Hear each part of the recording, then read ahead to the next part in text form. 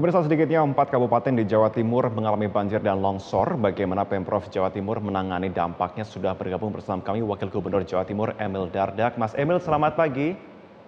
Selamat pagi, Assalamualaikum warahmatullahi wabarakatuh.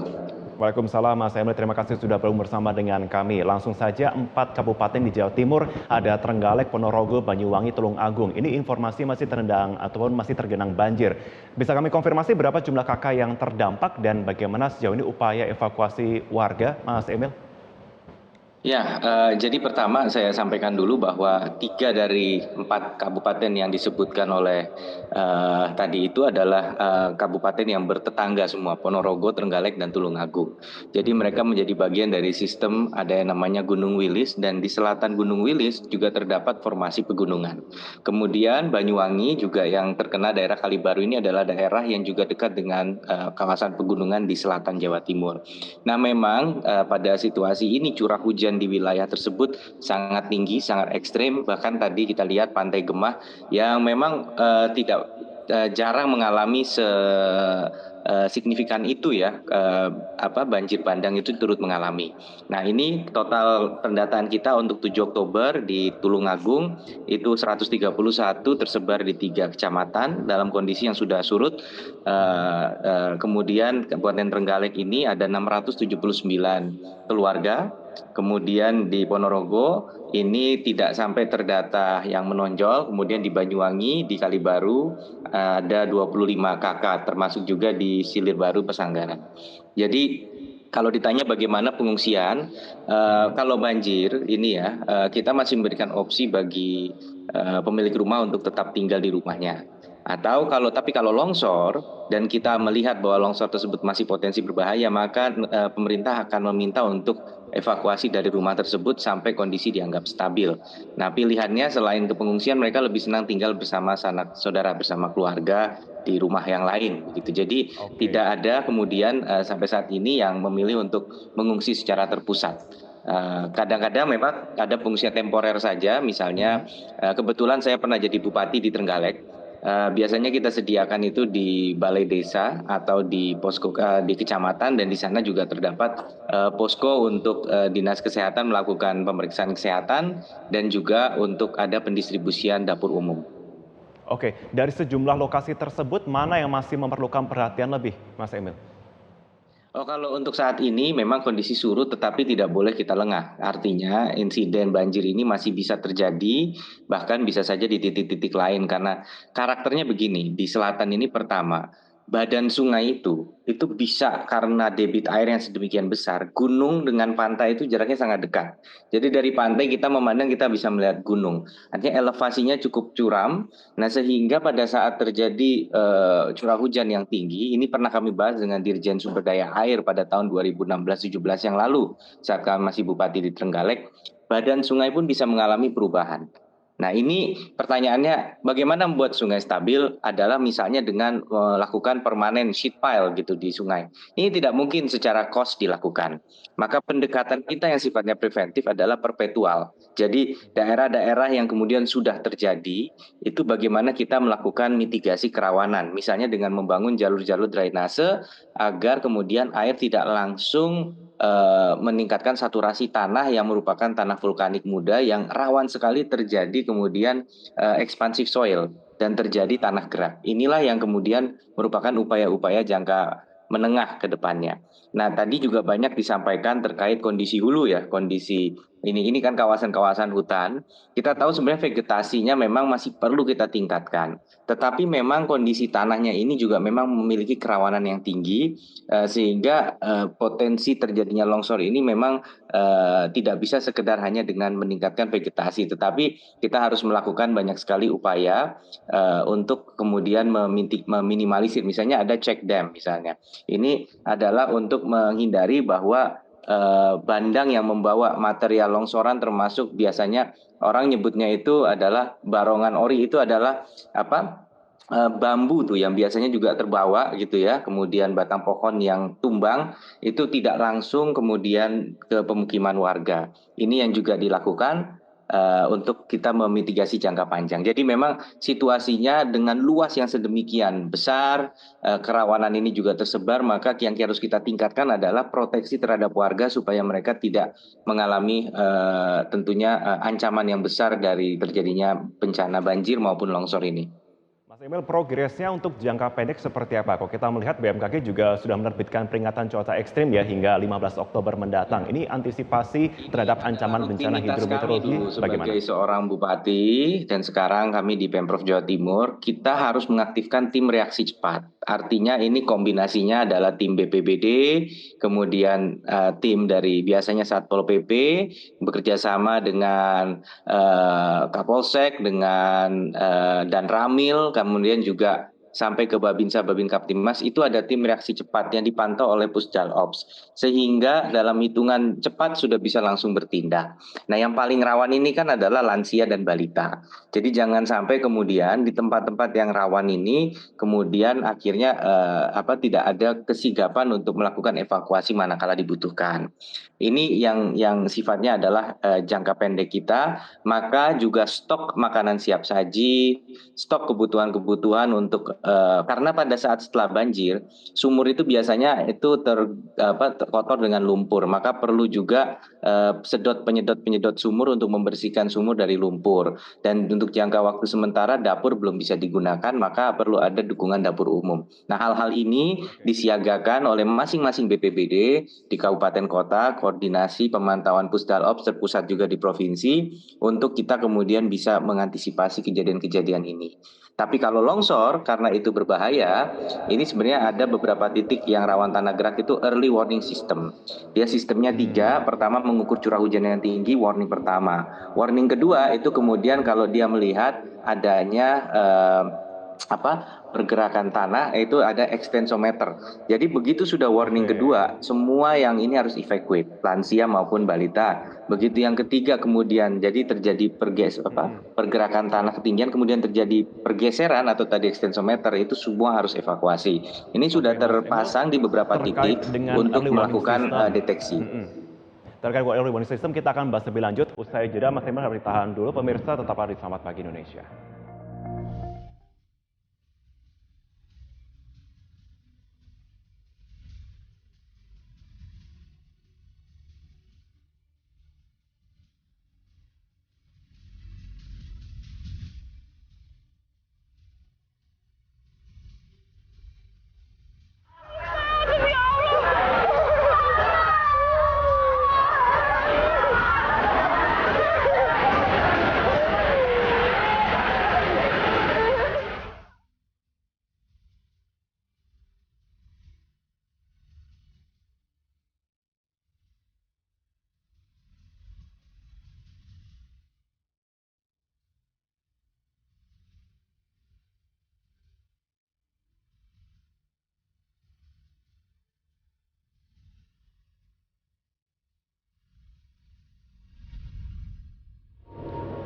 Anda kembali di Selamat Pagi Indonesia dan masih bergabung bersama dengan kami, Wakil Gubernur Jawa Timur Emil Dardak. Mas Emil masih bergabung bersama dengan kami? Ya, baik. Oke, Mas Emil, kita lanjutkan perbincangan kita sebelum jeda. Tadi kita bicara mengenai mitigasi, antisipasi. Bagaimana langkah dari Pemprov tentunya untuk bisa berkoordinasi kepada pemerintah daerah agar tentunya early warning system yang dipasang di lokasi rawan longsor, rawan bencana ini benar-benar bisa berfungsi tentunya untuk bisa memberikan warning kepada warga. Ya, jadi di desa-desa yang dipasang early warning system itu memang sudah ada juga pembekalan kepada warga untuk mengantisipasi alarm-alarm yang berbunyi. Dan mereka tahu bagaimana rute evakuasinya. Namun kita harus mengakui bahwa belum terpasang di seluruh titik. Karena kalau ditanya yang potensi tanah gerak, PVMBG, Badan Geologi, ini juga pernah menerbitkan itu dimanapun ada gunung yang struktur tanahnya itu tadi vulkanik muda, punya kemiringan yang juga signifikan, digabung dengan curah hujan yang tinggi seperti sekarang ini, itu ada kerawanan yang luar biasa terhadap terjadinya tanah gerak. Jadi memang kita harus memastikan setiap kepala desa ini siaga. Itulah sebabnya sistem kita ini ada namanya Pusdal Ops kan, Pusat Pengendalian Pusdal Ops BPBD Jawa Timur dan juga tersambung sampai BNPB. Ini terus melakukan pemantauan kerawanan-kerawanan tersebut. Nah, ini yang sangat signifikan.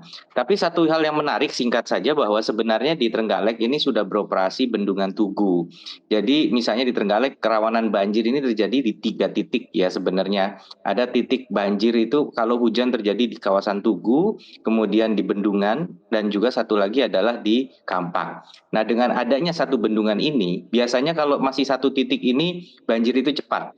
Tapi kalau sudah, maksudnya cepat surut. Tapi kalau misalnya terjadi di 2, ini akan signifikan. Apalagi kalau tiga-tiganya mengalami curah hujan yang tinggi. Nah, dengan adanya bendungan ini kita lihat sudah mengurangi intensitas banjir Ngasinan ini bisa cepat cepat surut. Ini tertolong. Apalagi kalau nanti sebagai proyek strategis nasional ada bendungan Bagong. Dan saat ini sedang distudi bendungan Kampak yang juga akan berdampak kepada pengendalian banjir di wilayah Tulungagung. Begitu pula di Pacitan sudah ada Waduk Tukul. Ini diharapkan bisa juga untuk minimal mengurangi intensitas dan signifikansi dari banjir tersebut. Oh baik, baik. Mas Dimas, saat ini juga kita sudah bergabung bersama dengan kami ada Deputi Bidang Pencegahan BNPB Prasinta Dewi dan juga pakar bidang perubahan iklim dan lingkungan IPB Profesor Daniel Murdiarso. Selamat pagi Profesor Daniel, selamat pagi Bu Prasinta. Selamat pagi. Oke, saat ini kami tengah berbincang mengenai bagaimana antisipasi juga di Jawa Timur ya. Tapi kalau saya akan ke Bu Prasinta terlebih dahulu, langkah-langkah antisipasi yang tentunya diberikan terkait juga dengan beberapa lokasi-lokasi prioritas untuk antisipasi terkait bencana ini, apa dari BNPB, Ibu? Ya, baik, terima kasih. Sebelumnya saya akan menyampaikan lebih dahulu bahwa kejadian di Indonesia ini dari tahun 2022, dari Januari hingga Oktober itu sudah sebanyak 2.718 kejadian, di mana kejadian didominasi oleh bencana hidrometeorologi, di antaranya banjir sebanyak 1.083, kemudian cuaca ekstrim 857, dan tanah longsor sebanyak 483. Dan kejadian ini merupakan berdampak kepada manusia dan beberapa jumlah bangunan.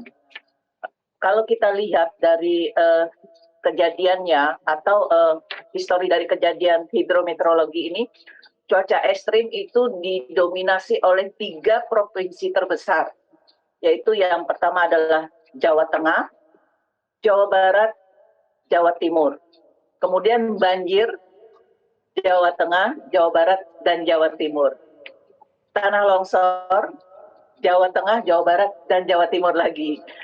Kemudian untuk gelombang pasang dan abrasi itu di Jawa Tengah, Aceh, dan Jawa Timur.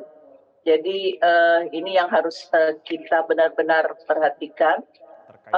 Menindaklanjuti dari kejadian tersebut, kita berpacu atau mengacu kepada siaran pers yang dikeluarkan oleh BMKG.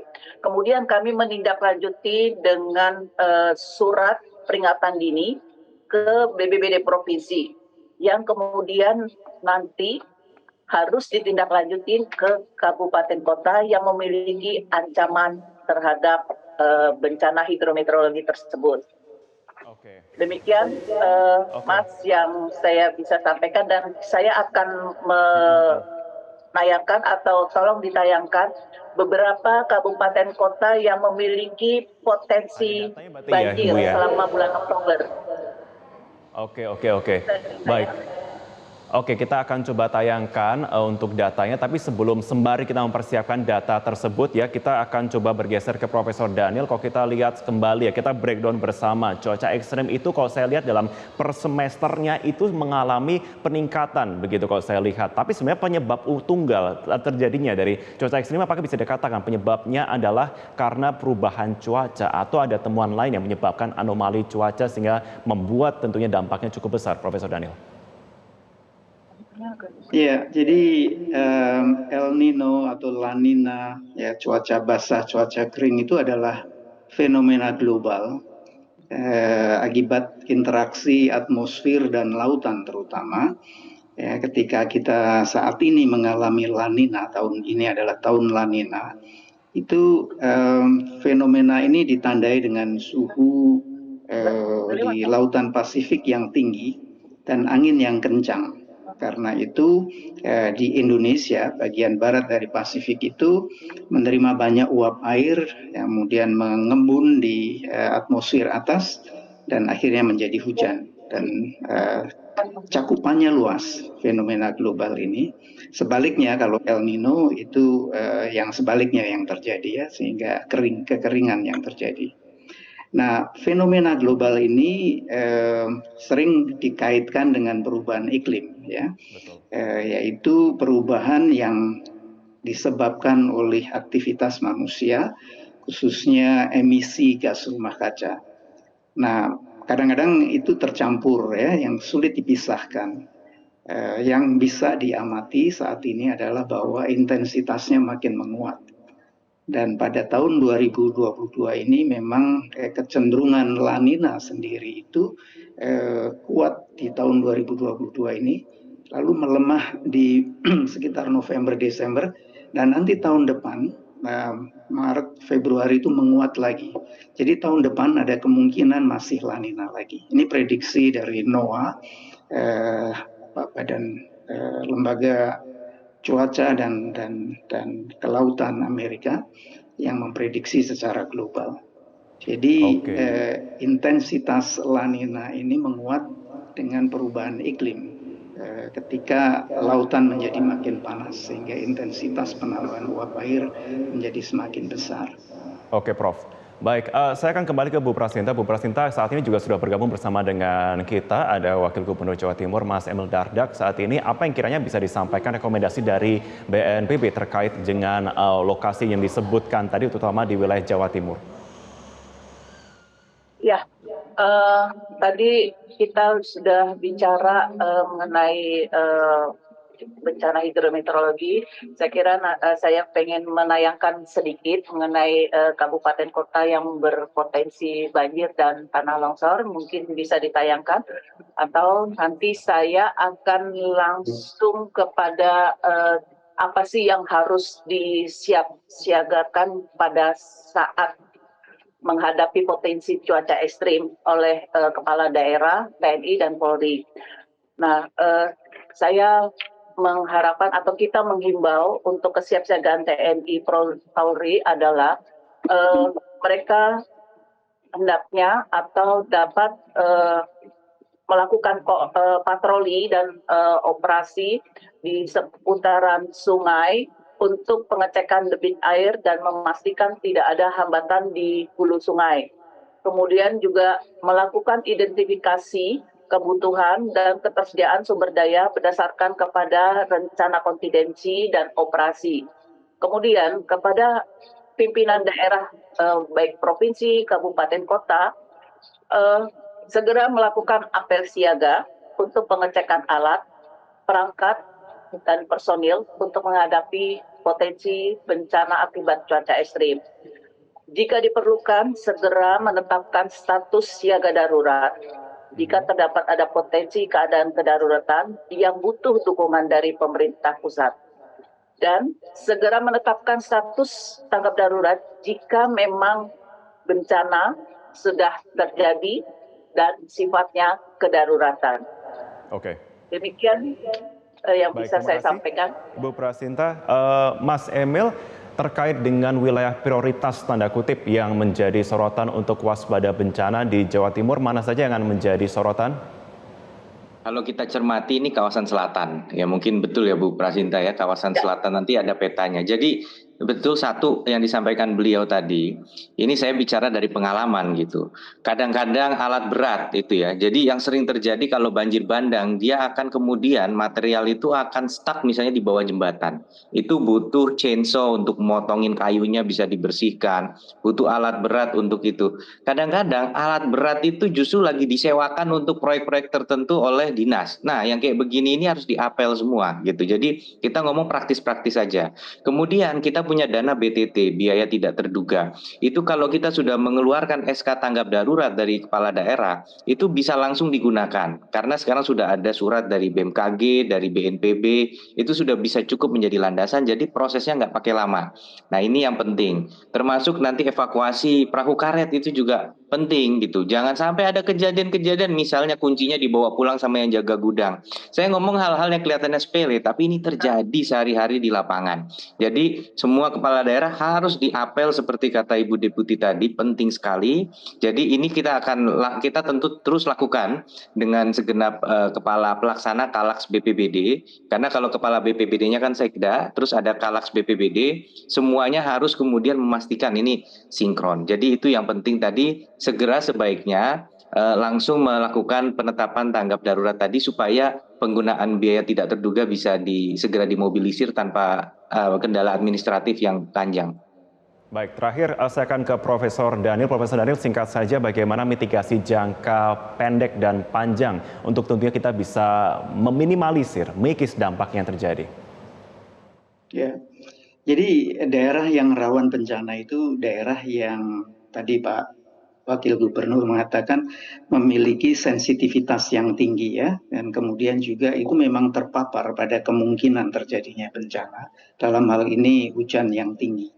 Jadi kalau dia memiliki keterpaparan yang tinggi dan sangat sensitif, itu pasti sangat rawan.